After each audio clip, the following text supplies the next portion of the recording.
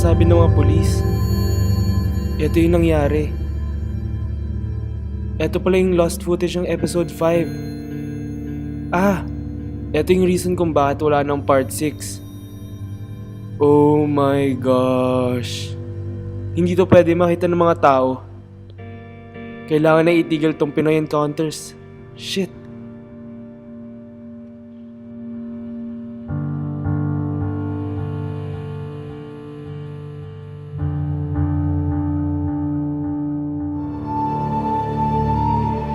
Taga Pinoy Horror Stories. Kami po yung interview sa inyo para sa bahay.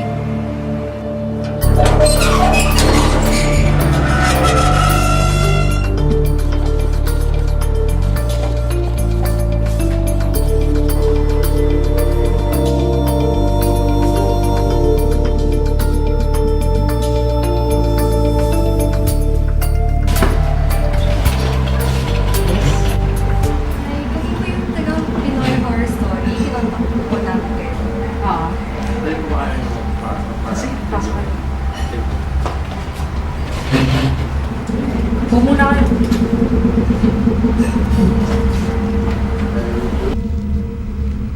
1968. Kasambahay dati na nagpakamatay sa may likuran sa maid's quarters, dun siya nagpakamatay kasi bali bata pa siya, tapos nirape kasi siya ng driver. So nung pagka-rape sa kanya, nagpakamatay siya. Bali ginamit niya is yung hanger na bakal. Pinasok niya yung hanger sa sa private part na. So yun yung cause of death niya. Nagpakamatay. So pag may nakakita sa kapitbahay namin na akala nakauwi na kami, tatawagin siya, sabihin, "Oh, nakauwi na pala kayo." Tapos biglang di siya mamamansin. Yung ate ko sa gabi, nakita niya yung babae, white lady. Kita niya sa taas sa kwarto habang patay lahat ng ilaw, madilim. Tapos biglang may nakalutang dun sa may ibabaw nung kama na white lady. So, minsan naman yung namin, anak nung kasambahay namin dati, dun sa isang kwarto sa taas, yung radio. Tapos, matulog na siya. Ginawa niya, in-unplug niya yung radio. Tapos, pinlug niya yung electric fan. Maya-maya, biglang namatay yung fan. Biglang sumindi yung radyo. In-unplug niya yun. Tapos, minsan naman, sa isa ng kwarto rin,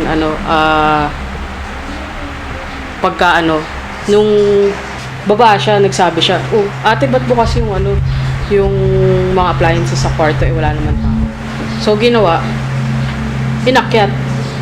Pag-akyat niya, sarado naman lahat. Kasi kasambahay siya dati. So parang yung routine niya everyday, parang inuulit-ulit niya. Ganun. Kaya, napakita sa Personally, marami rin. Kasi puro mga ganun, puro paramdam, puro yung peripheral view, biglang may parang dadaan, ganyan.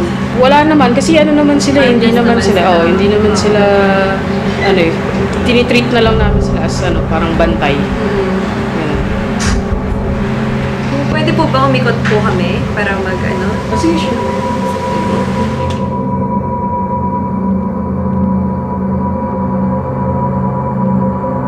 Balit yung maid's quarters dati.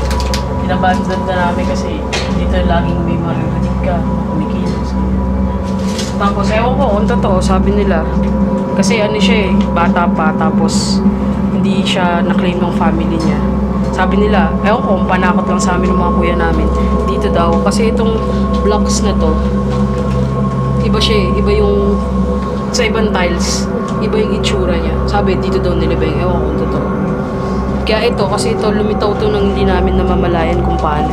Wala nagsulat, wala lumitaw siya nang nagkaroon ng sulat nang hindi namin alam. Tsaka yun, yung scratches doon kung paano nakuha.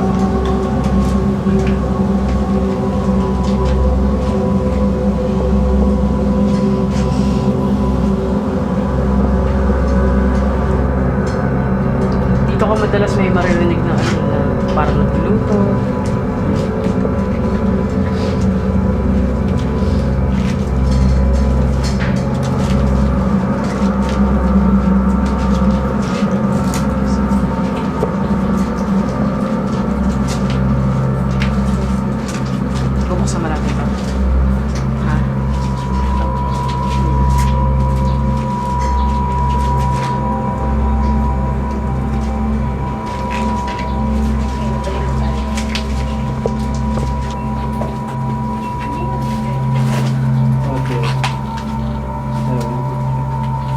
Eh, wala yung mga taong nakatira dito na yan ang pangalan.